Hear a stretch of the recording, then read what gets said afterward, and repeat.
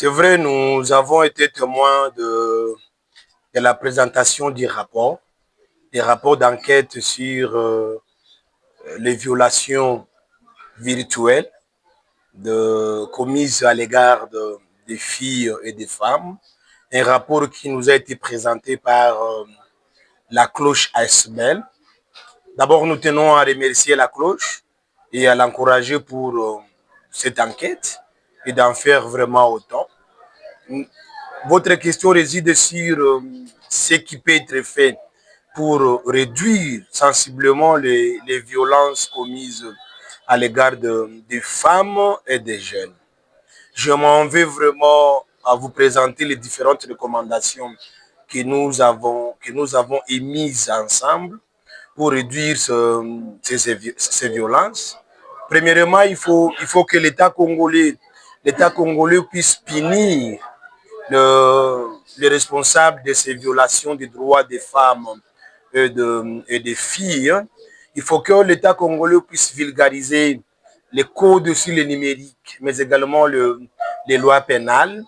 Il faut que l'État congolais soit vraiment à mesure à former les jeunes filles et les femmes sur la protection numérique, physique et la sécurité numérique. Mais enfin, il faut que l'État congolais puisse former les jeunes filles et les femmes sur la prise en charge personnelle, surtout en ce qui concerne les violences psychologiques et les troubles liés à ces violences.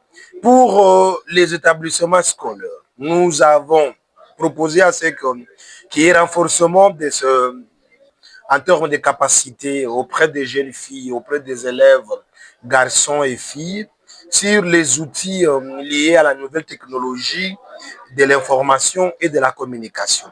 Mais également, eux aussi peuvent vraiment vulgariser la loi sur le numérique, qui est une nouvelle matière au sein de l'État congolais. Mais aussi intégrer l'éducation immédiate et à l'information et le fact-checking dans le cursus scolaire. Il y a aussi un autre aspect, comme quatrième recommandation, celui de le monde 2025. Il y a un agenda sur ça qui doit quand même être fait au niveau des écoles. Et au niveau des plateformes numériques, pour qu'il y ait réduction des violences faites à la femme et aux femmes, il faut que les jeunes soient vraiment formés sur la cybercriminalité et les cybersécurités. Renforcement des capacités des jeunes filles et femmes sur l'initiation à la technique de vérification des faits. Il y a des faits qui sont publiés sur les réseaux sociaux.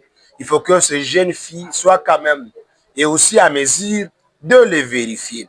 Il faut que les jeunes filles et les femmes soient initiées sur les techniques de collaboration entre les médias sociaux avec aussi l'État pour réguler l'espace numérique en vue de mettre fin aux violences récurrentes observées. Il y en a vraiment beaucoup. Et aux jeunes eux-mêmes, on ne saurait pas être seulement acteur, mais on est aussi victime. Les jeunes doivent développer les bonnes pratiques.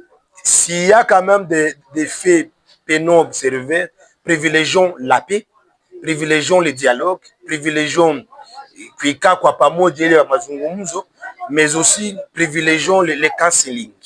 Entre nous jeunes, les counseling entre jeunes et vieux, les counseling entre autorités et jeunes, cela quand même nous permettrait de réduire sensiblement les violences observées au sein de la communauté à travers les réseaux sociaux.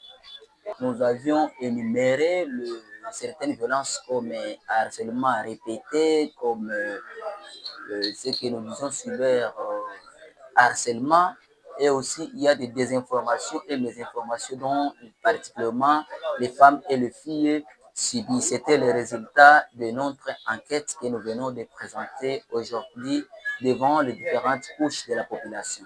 Puis, avant tout, nous avions élaboré un TEDer, terme de référence, sur l'étude en question. Par après, nous l'avions mis dans le document qu'on appelle Kobo Collect.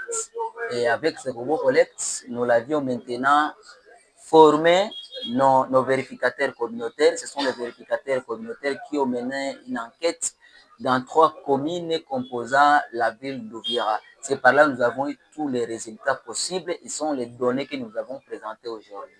C'est 305 enquêtés, parmi lesquels c'est à peine 841 femmes et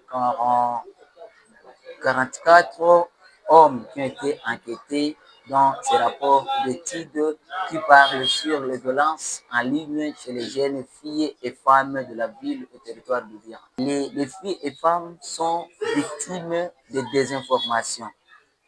Les causes beaucoup plus, c'est surtout, vous trouverez que si quelqu'un veut swapper votre personnalité, la personne là, seul moyen qu'il utilise, c'est sur les médias sociaux pour swapper la personnalité d'une personne.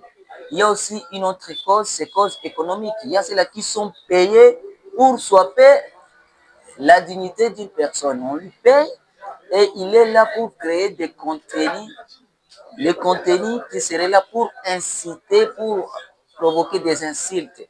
Ça, ce sont des causes. Il y a aussi des causes politiques.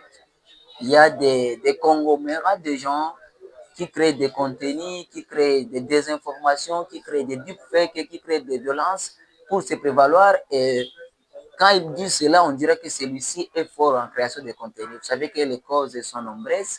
Nous ne pouvons pas tous les élucider, mais espérons que l'épée, c'est ce qui a été énuméré dans ces rapports. Mais les enquêteurs ont montré qu'ils ne savent pas. Certains se posaient même des questions parce que j'ai tombé amour avec telle autorité.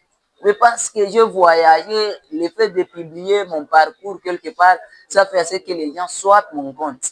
Il y avait plusieurs causes qui ont été évoquées.